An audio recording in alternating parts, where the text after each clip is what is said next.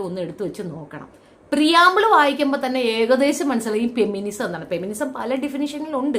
പക്ഷേ ഇവിടെയുള്ള കുറച്ച് പെണ്ണുങ്ങൾ പറയണം, അല്ല അവർ മുന്നോട്ട് വയ്ക്കുന്ന ആ ഫെമിനിസ്റ്റ് ആശയം എന്ന് പറയുന്നത് സമത്വമാണ്, ഭരണഘടനയിൽ തന്നെ ഉണ്ട്. അതറിയത്തില്ലേ? ജാതിയോ മതമോ വർണ്ണമോ ലിംഗമോ. ലിംഗം എന്ന് വെച്ചാ ആനി ചേച്ചിയുടെ ചിന്ത മുഴുക്കാൻ ഷാജി ഏട്ടൻ്റെത് മാത്രമാണ് ലിംഗം.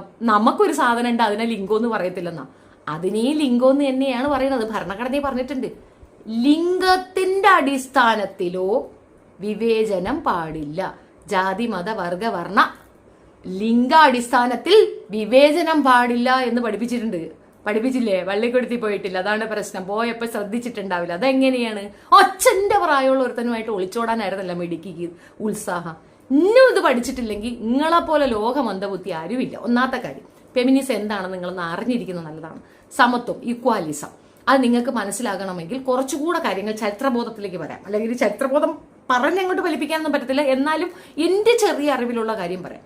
എൻ്റെയൊക്കെ ബാല്യകാലത്ത് എൻ്റെ ഉമ്മയ്ക്ക് 17-18 വയസ്സ് തൊട്ട് അവർ വീട്ടിൽ ഫൈറ്റ് ചെയ്തിട്ടാണ് അവർക്ക് ജോലി ശരിയായത്. ആ ജോലി അവർ വിടാനോ മാറാനോ ചിന്തിച്ചിട്ടില്ല. അവർ ജോലിക്ക് പോയി. അവർ ബാക്കി 3 സഹോദരങ്ങളുണ്ടായിരുന്നു. അവരിൽ ഒരാൾക്ക് മാത്രം ഉമ്മയുടെ സപ്പോർട്ടോട് കൂടിയാണ് ജോലിക്ക് കിട്ടിയതും ജോലി പോവാനുള്ള എല്ലാ എൻകറേജ്മെന്റും അവരാണ് കൊടുത്തത്. മറ്റ് 2 നല്ല വിദ്യാഭ്യാസം ഉണ്ടായിട്ടും പോയില്ല. കാരണം വീട്ടിലെ ആണുങ്ങൾക്ക് ഇഷ്ടമില്ല. അതാണ് ഇക്വാലിസത്തിന്റെ പോരായ്മ കൊണ്ടുവരുന്ന ഒരു പ്രശ്നം. 2 പേരും തുല്യതയുള്ളവരാണ്. ഈ 2 പേർക്കും ഭർത്താവാൽ ബുദ്ധിമുട്ട് പിന്നീട് നേരിടുകയും അവർക്ക് സ്ട്രഗിൾ ചെയ്യേണ്ട ഒരു അവസ്ഥ വരികയും ചെയ്തപ്പോൾ 40 കഴിഞ്ഞിരുന്നു. ഈ 40 ഏജ് കഴിഞ്ഞു കഴിഞ്ഞാൽ പിന്നെ അവർക്ക് ഗവൺമെന്റ് സെക്ടറിൽ ഒരു ജോലി കിട്ടുക അല്ലെങ്കിൽ പ്രൈവറ്റ് സെക്ടറിൽ ഒരു ജോലി കിട്ടുക എന്നും നടക്കുന്ന സംഭവമല്ല. കിട്ടേണ്ട ഒരു സാഹചര്യത്തെ അവരത് വാങ്ങിച്ചെടുക്കാതെ അങ്ങനെ ചെയ്തതിന്റെ ഒരു വൈഷമ്യം അവരിലൂടെ, അവരുടെ ജീവിതത്തിലൂടെ ഞാനും കണ്ടു വളർന്നിട്ടുണ്ട്.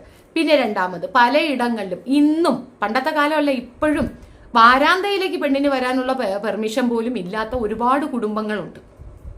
റീസെന്റ് ആണല്ലോ ഗ്രേറ്റ് ഇന്ത്യൻ കിച്ചനും അതിനെ തുടർന്നുള്ള റിലേറ്റഡ് ആയിട്ടുള്ള ഒരുപാട് സിനിമകൾ വന്നത്. ഇതൊക്കെ ആനിച്ചേച്ചി കാണുന്നില്ല. ആനിച്ചേച്ചിക്ക് ഇതിൽ നിന്നൊന്നും മനസ്സിലാകുന്നില്ല. എന്താണ് ഈ ഫെമിനിസ്റ്റുകൾ മുന്നോട്ട് വയ്ക്കുന്ന ഫെമിനിസം എന്ന് മനസ്സിലാകുന്നില്ല. നമ്മുടെ അഭിപ്രായം പറയാനുള്ള സ്വാതന്ത്ര്യം അതെനിക്കുണ്ടല്ലോ. ഇന്ന് മീനും കറിയും വെക്കാനുള്ള അഭിപ്രായം ഞാൻ ഷാജിയേട്ടൻ്റെ അടുത്ത് പറഞ്ഞപ്പോൾ ഷാജിയേട്ടൻ അംഗീകരിച്ചു തന്നല്ലോ. അതല്ല, ചോരം കറിയും വെക്കാൻ ആരെക്കൊണ്ടും പറ്റും. ആണിനും പറ്റും, പെണ്ണിനും പറ്റും, വീട്ടിൽ വരുന്ന ജോലിക്കാരിക്കും പറ്റും. പക്ഷെ അതല്ല, അവർക്കൊപ്പം ഡിസിഷൻ എടുക്കാൻ. ഇനി ഈ 2 പടുവിട്ടികളൂടെ അടുത്തൊരു സംഗതി കൂടെ പറയുന്നുണ്ട്, അതും കൂടെ കേൾക്കാം. സമത്വത്തിന് വേണ്ടി വാദിക്കുന്ന ടീമല്ലേ ഈ ഫെമിനിസ്റ്റുകൾ?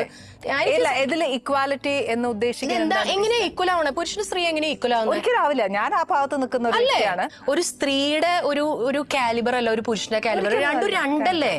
അതല്ലേ മറ്റേ സ്ത്രീ പുരുഷനാവാനും ശ്രമിക്കാൻ പറ്റില്ല, ഒരു പുരുഷൻ സ്ത്രീ ആവാനും പറ്റില്ല. അർദ്ധനാരീശ്വര സങ്കല്പം പോലും വന്നിട്ടുള്ളത് അങ്ങനെയല്ലേ?